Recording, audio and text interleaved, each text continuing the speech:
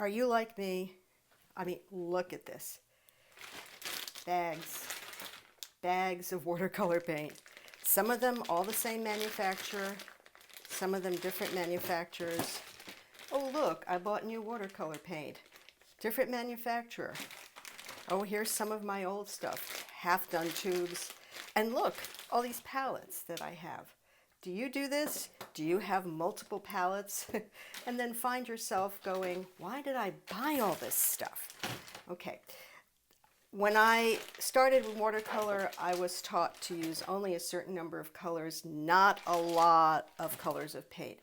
And I still believe that's the best way to go. So today I'm going to show you some of the basic colors I use and why, good Lord, look at all this.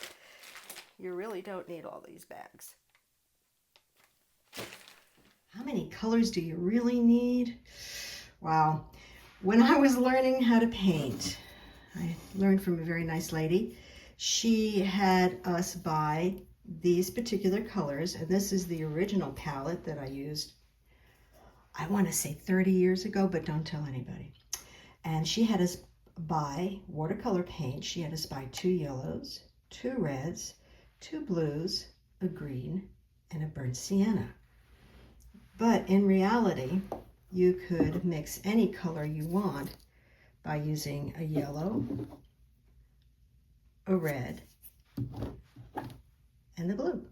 And think back when you were a kid in school, hopefully, you learned how these 3 colors are called primary colors, and these 3 colors will make any color in the world, in the rainbow. If you go to a store and you look at the paint chips in the paint department, if you look at the back of some of the manufacturers, they'll have a Y, an R, and a blue, and a percentage, and sometimes with a percentage of black also. And they just use these 3 colors to mix your paint. So, okay, these are fine, and I'll show you in another video how you can mix any color with these 3 colors. So let's do this. This is a cool yellow. This is a cool blue. And this is a cool red. Now you see other colors here on the palette. So when I was learning, we were told to buy a warm yellow. And in this case, and none of these are advertisers, by the way. And pardon my Band-Aid, it's an artist's lot in life. This is a permanent yellow orange. That's a warm orange. And there's my alizarin crimson, and that's a cool red. So then I need a warm red. And this is my warm red. It is a cadmium red deep. Any cadmium red will do. Some people don't like using cadmium. I don't have a problem with it. And then we have a phthalo blue. What the heck is phthalo blue? Well, if you can look at it, some manufacturers call it differently. This manufacturer calls it phthalo blue. And if you look at the color here, gosh, that's a peacock blue. That's a warm blue. Now for greens, I like using a particular green. And here we are. I use something called a sap green. And I have other greens. This is a warm green. I paint in a climate that is primarily has a lot of yellow light to it, a lot of warm light. So there's my sap green right there, and a brown. Now this is not a traditional brown.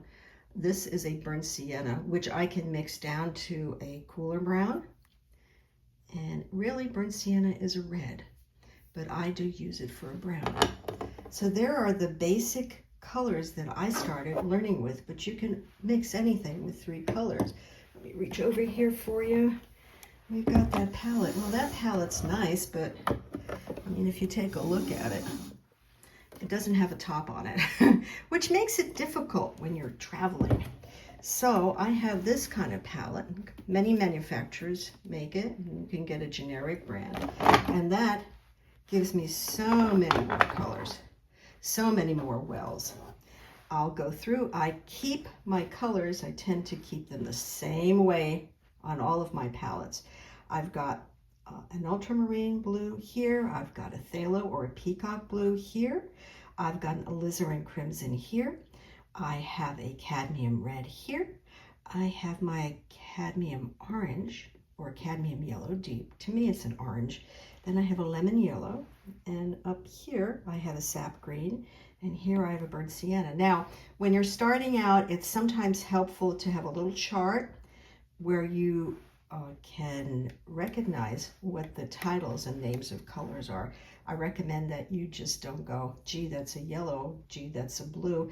Learn the names, because if you're going to be serious about watercolor, it's really going to help you in your painting. So this is the more fleshed out palette. I also have a Prussian blue in here. You can't really see it. I have a cerulean, which makes for great skies. I have a yellow ochre, which I rarely use, but if you mix it with green, it makes a really nice yellow green. This is a color called opera. It's a hot pink.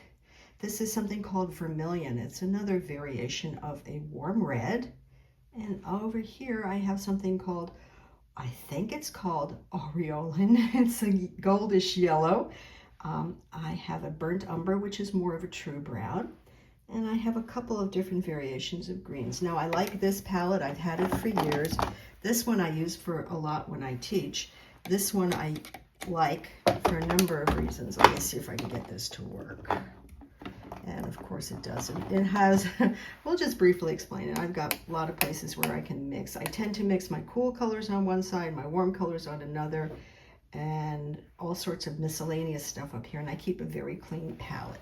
So these are a couple of options that you can have when you're mixing your color. You can have something really fleshed out, or you can have something simple like this. And I'm going to show you how some of these simple colors are mixed to make any variety of color. So you ask sometimes, which paint is the best paint to buy? What kind of paint should I buy? Well, I recommend not getting a student grade, even if you're just starting out. And I'll show you how you can just use 3 colors, yellow, red, blue, to mix any color. Or you can expand your palette. I sometimes get little samples of things. I've had things for years. If you keep your watercolor paint capped, it won't dry out. If you keep it for 20 years, it might be a problem. But if you're going to use it within 3 to 5 years, I haven't run into a problem. I use different manufacturers. Different manufacturers make things the same colors, but they use different ingredients. This manufacturer, and by the way, none of these are sponsored, this manufacturer tends to have more mineral in their paint. Gives it a nice effect. This is a European manufacturer, very thick, rich color. My go-to is this particular manufacturer here. I also like these 2 different colors, and these I just play around with. And you can load your own palette. Like this was an empty palette here, and I just used the tubed paints to load it in. I recommend loading your own palettes. Let me see if I can move over here for a minute. Even if you're doing painting on site, sorry about that. Here's a little teeny palette. These are empty wells. These are called wells, these little containers within the palette. And I load them with the tube paint. I don't like recommending the paint that you get that's already loaded in pans, which is fine, even if it's a higher grade, because I tend to work wet on wet, and I need the tube quality and the viscosity and the flow that comes out of the tube. So that's your overview on different kinds of paint, how to mix 3 colors will be coming up in another video, and what kind of paint to buy.